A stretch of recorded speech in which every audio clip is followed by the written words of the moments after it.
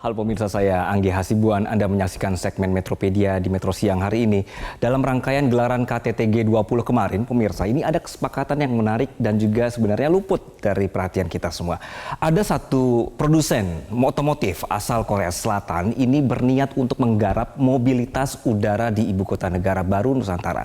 Apakah nanti konsepnya akan ada mobil terbang? Selengkapnya yang akan kita bahas dalam Metropedia. Baik, jadi pemirsa, pembangunan Ibu Kota Negara Nusantara ini juga menjadi daya tarik Indonesia dalam gelaran B20 Summit yang masuk di rangkaian G20. Saya bergeser sedikit. Nah, ini ya. Nah, ini juga yang menjadi fokus Indonesia untuk kembangkan Ibu Kota Negara baru dengan konsep masa depan. Sehingga segala kebutuhan pembangunan terus dijalankan. Hyundai Motor Group ini menandatangani MOU dengan otoritas Ibu Kota Nusantara untuk bekerja sama membangun ekosistem mobilitas Advanced Air Mobility di Indonesia. Produsen asal Korea Selatan ini berencana untuk mengembangkan roadmap dan juga meninjau konsep mobilitas yang terkonsolidasi untuk darat dan juga udara saat melaksanakan proyek demonstrasi Advanced Air Mobility dan juga uji penerbangan. Jadi kalau misalnya kita bisa lihat data di sini, pemirsa, poin yang didapat kemarin di G20 ada produsen otomotif Korsel yang sudah tertarik ya. Nah, kemudian tentu ini sejalan dengan konsep modern dan futuristik Ibu Kota Nusantara. Kepala Otoritas Ibu Kota Nusantara Bambang Susantono menyebut bahwa penerapan Advanced Air Mobility di Nusantara sesuai dengan semangat OIKN sebagai laboratorium hidup di Indonesia yang terbuka bagi berbagai potensi untuk menciptakan budaya kerja, belajar, dan gaya hidup baru. Sehingga menurutnya pemirsa, kerjasama ini sangat mendukung pengembangan IKN sebagai ibu kota cerdas dan berkelanjutan. Nah, perusahaan Korea ini membeberkan untuk pengembangan Advanced Air Mobility ini akan mencakup segmen Urban Air Mobility dan juga Regional Air Mobility pada awal tahun ini dan juga akan sedang berupaya untuk mengembangkan solusi mobilitas udara ramah lingkungan. Nah, konsep yang diajukan ini akan membantu juga bagi Indonesia yang umumnya kita kepulauan. Plannya ketika nanti IKN dibangun, mobilitas udara terpadu dimanfaatkan dengan infrastruktur penerbangan dan juga kemampuan teknologi terdepan Indonesia. Apakah nantinya bentuknya mobil terbang? Bukan hal yang tidak mungkin sebenarnya. Makanya itu ramai-ramai duduk di sini, berduduk sama-sama dan akhirnya mengembangkan tadi konsep mobil udara tadi. Nah, kalau kita tarik perspektif dari rencana besarnya, ini ada data di sebelah kanan saya, Presiden Jokowi sudah merencanakan penggunaan transportasi umum dan pribadi di ibu kota negara. Hanya kendaraan listrik saja yang boleh digunakan di sana nanti. Nah, konsepnya adalah smart city dan juga smart living, sehingga kendaraan yang digunakan harus ramah lingkungan dan identik dengan masa depan. Sementara sumber energi yang dipakai berasal dari industri terbarukan. Kemudian, selain kendaraan berbasis listrik, Jokowi juga inginnya transportasi yang mondar-mandir nanti di IKN ini hampir seluruhnya adalah otonom alias tanpa supir. Jadi semuanya dikendalikan dari sistem yang mengatur kebutuhan mobilitas penduduknya nanti. Nah, karena ini konsepnya kota hijau, pemirsa, pejalan kaki dan pengguna sepeda ini akan sangat merdeka di IKN Nusantara. Tidak ada lagi istilah pejalan kaki yang dipepet sepeda motor atau juga trotoar yang disulap menjadi tempat jualan. Ini semuanya dibuat suasana memang sangat menyenangkan. Jadi kalau kita bisa berjalan kaki dan juga sepeda di sana akan asik sekali. Nah, mudah-mudahan nanti juga sepedanya juga tertib gitu ya menggunakan jalurnya, bukan di tengah jalan. Nah, dengan konsep akses seperti ini di IKN ini akan memberikan kemudahan bagi penduduknya. Jarak tempuh kemana-mana ini diklaim katanya ya, hanya 10 menit saja. Begitu pemirsa. Nah, masih bicara soal mobilitas di IKN.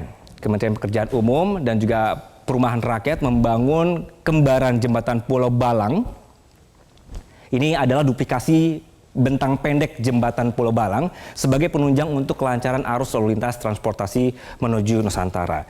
Jembatan yang dibangun nanti namanya adalah Jembatan Pulau Balang. Sudah akan ada adiknya lagi yang akan dibangun lagi. Jadi kenapa perlu dibangun versi pendeknya? Ini karena jembatan yang ada saat ini dinilai tidak mampu menampung arus lalu lintas ketika IKN Nusantara sudah terbangun. Keputusan untuk membangun jembatan baru ini juga untuk mencegah kemacetan lalu lintas saat jembatan penghubung Kabupaten Penajam Pasir Utara dengan Kota Balikpapan ini mulai beroperasi pada 2024. Kalau kita bisa putarkan, ini ada suasana peninjauan saat jembatan Pulau Balang yang pertama dibangun ya, pemirsa. Ini adalah jembatan awal Ini kakaknya kalau bisa kita sebut ya. Nah ini akan dibangun lagi sekarang. Ini sih walaupun sebenarnya kotanya belum jadi ya, tapi sudah diperkirakan bahwa perlu adiknya lagi sehingga jembatan Pulau Balang ini menjadi jalur utama logistik menuju ibu kota Nusantara. Jarak tempuh dari Balikpapan ke Penajam Pasir Utara ini bisa dipersingkat dari 4 jam menjadi hanya 1 jam perjalanan saja. Jadi bisa dibayangkan kalau sudah beroperasi ini akan padat sekali. Sehingga dari sekarang sudah dipikirkan pembangunan jembatan kembarnya. Nah, kita lanjutkan. Kalau tadi perusahaan Korea Selatan berminat masuk untuk kelola mobilitas udara IKN, giliran Asian Development Bank atau ADB yang akan kerjasama dengan pemerintah untuk membuat ruang lingkup kajian, memetakan ibu kota negara menjadi bebas emisi karbon. Ini dirilis pemirsa pada pertemuan COP27 kemarin. ADB akan memberikan bantuan teknis dalam bentuk kajian IKN karena mereka sangat mengapresiasi langkah nyata Indonesia untuk memerangi perubahan iklim. Nah, kajian ini gunanya akan menjadikan IKN sebagai ibu kota nasional dengan hutan lestari pertama di dunia dan juga kota karbon netral yang pertama di Indonesia pada 2045. Indonesia akan punya panduan untuk memenuhi komitmen nol emisi karbon, termasuk melindungi dan memulihkan lahan dan kawasan hutan. Lalu bagaimana sebenarnya cara untuk merehabilitasi dan melindungi koridor satwa liar? Ini juga akan dibahas di sini. Koridor keanekaragaman hayati juga akan dibahas, serta zona tangkapan air nanti akan ada di kajiannya di sini. Nah, untuk daerah perkotaannya, Nusantara juga akan menggunakan material rendah karbon untuk konstruksi, memaksimalkan energi yang berasal dari sumber terbarukan. Bantuan teknis oleh ADB ini pemirsa akan selesai pada Juni tahun depan. Ini perkiraannya ya. Nah, Presiden Joko Widodo ini ingin benar-benar ibu kota negara Nusantara menjadi lambang kemajuan bangsa Indonesia. Berikut pernyataan Jokowi. 80% transportasinya adalah transportasi umum, autonomous vehicle, tanpa awak dan tanpa sopir. Jadi yang kita hargai di sana adalah pejalan kaki, yang kita hargai di sana adalah orang yang senang naik sepeda. 10 minutes city, jarak tempuh kemana-mana itu ada dalam 10 menit. Sekali lagi, inilah showcase transformasi Indonesia. Showcase perubahan peradaban Indonesia. Dan budaya kerja yang ingin kita bangun di IKN Nusantara adalah budaya kerja produktif. Menarik ya pemirsa penjelasannya. Baik, sebenarnya sudah sampai mana tahapan pembangunan dari IKN ini? Coba kita akan fokus di sini. Kalau misalnya nanti kamera bisa difokus di data sebelah kanan saya ini pemirsa, 5 tahapan pembangunan 2022 sampai 2045. Nah, ini tahapannya. Kita berarti baru masuk di pembangunan perkotaan, infrastruktur dan ekonomi, kemudian juga pembangunan rumah tapak dan unit apartemen untuk ASN, TNI, Polri, dan juga BIN. Selanjutnya di 2024 sampai 2029 dihubungkan dengan kawasan baru, lalu dilanjutkan pembangunan angkutan massal, instalasi pengelolaan air limbah, air minum, dan penunjang lainnya, itu di tahun 2030 sampai 2034.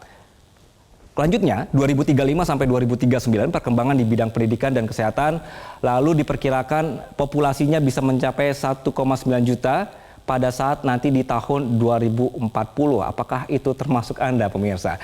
Baik, saya mau kutip lagi dari pernyataan Presiden soal visi pembangunan IKN Nusantara ini.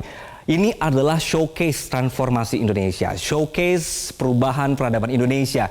Budaya yang dibangun di IKN adalah budaya produktif, sehingga kita akan memimpin peradaban dunia dengan hidup berdampingan dengan bumi. Sehingga yang bisa Anda saksikan, kota futuristik yang tadi Anda saksikan nanti akan jadi wujud nyatanya tidak lama lagi. Begitu. Sekian Metropedia kali ini, dan Metro Siang akan kembali dengan sejumlah informasi dengan rekan saya Abdi. Baik, terima kasih Anggi Hasibuan atas pemaparan Anda dalam segmen Metropedia. Seru sekali ya, dan saya jadi tertarik begitu untuk pindah ke ibu kota negara. Nanti fix ya, Abdi akan pindah nanti ya kalau sudah jadi ya. Baik, akan pindah ya dengan berbagai futuristik nanti ke depannya dan kecanggihan yang ditawarkan dalam ibu kota Nusantara. Terima kasih Anggi Hasibuan atas pemaparan Anda.